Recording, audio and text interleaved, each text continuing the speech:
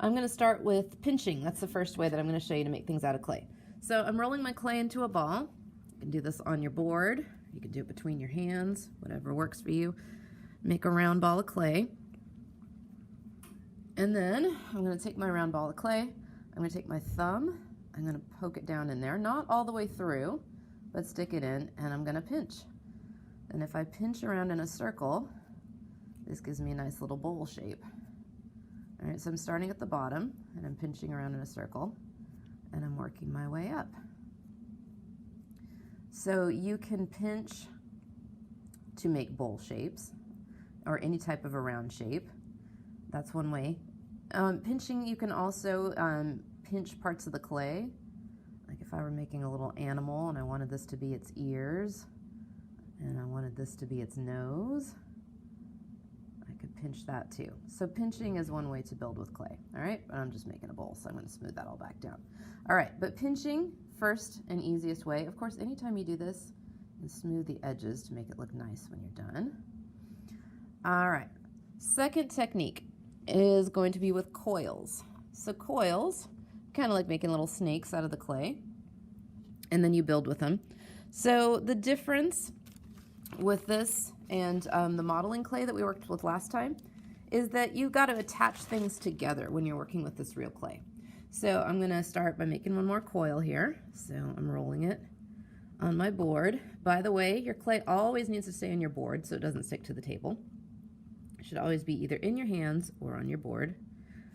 Obviously, it should not be thrown up into the air or rolled or dropped on the floor. All right, so I'm making my coils. You might notice that I'm kind of spreading my fingers apart as I roll, and that helps to get them pretty even so that there's not too many lumps in my coil or parts that are thicker or thinner than other parts. All right, so when I have a few coils and I want to build with them, this is where you have to scratch and attach. It's also called slip and score. Anytime you join two parts of clay together, you want them to stick together. So you got to make the surface a little bit rough, and you got to get it a little bit wet. So we are actually going to use a toothbrush. Don't worry, these toothbrushes have never been in anybody's mouth. They are only for clay. And we're going to use slip, which is just watery clay, and dip the toothbrush in the slip and get my surface rough and get it wet, and that will help everything to stick together. And then I can build something with my coils. So if I'm going to build, say, like a little bowl, I coil it up first. All right, then I'm going to take my second one and dip it in my slip, and I slip and score, or scratch and attach. Just getting the surface rough, getting it wet, and then things will stick together. Because if you just stick two pieces of clay together that are kind of dry, they're not going to stay, especially in the kiln when we're firing it. All right, so I'm just building up, adding a little bit more here. And I'll dip my last one.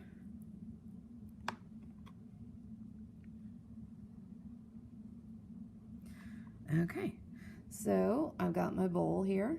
I could leave the coils showing if I wanted to, as long as there's not a lot of air in between them. Or I could smooth it together and make this look like, well, I could make it smooth so that you don't see the coils. So it's your choice if you build with coils, if you want to keep the coils visible or if you want to smooth them out. And I'm just rubbing with my fingers, and I could rub this until it's all the way smooth and you don't see those lines anymore. All right, coils are the second way to build. The last way is slabs. Let me grab a little bit more clay here. So slabs are just flat pieces of clay. I'm going to take my clay, I'm going to roll it out, and now I've got a slab. I'm going to cut it to the shape that I want. I'm going to take this little pointy tool, and I'm going to cut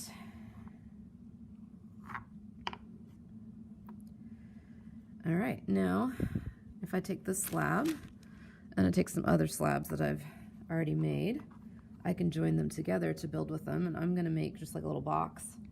So again, anytime you join things together, you know, scratch and attach. So I need my rough surface, I need my slip, and then I'm just going to build with it. And this is a good way to make things that are three-dimensional. Now notice that what I'm making is going to be hollow inside. when you are working with clay, anytime you make something that is thicker than your thumb, it needs to be hollow. Otherwise, it's going to break in the kiln. That's because there can be little water molecules trapped inside. If the clay is too thick, they don't dry. And then when it's in the kiln and it gets heated up, the first firing of the clay we heat it to 1,945 degrees. So it gets pretty hot. And things will break if there's any water trapped inside. So that's why it needs to be hollow on the inside. So if I was going to finish making this, if I made the other side, I would make sure to leave a little hole so that air could escape or water could escape. All right, so built this together, scratched and attached, and of course I need to smooth the sides together. They're not going to stay just like that, which is another good point.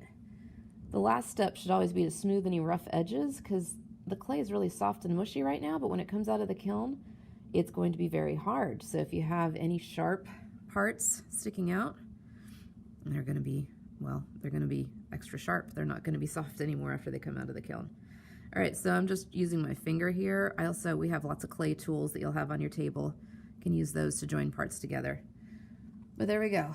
Got my little half box that I made there. All right, so I want you to think about what you want to make and which of these techniques, one of them or two of them or all three of them, you can use to make the shapes that you want to make for your project.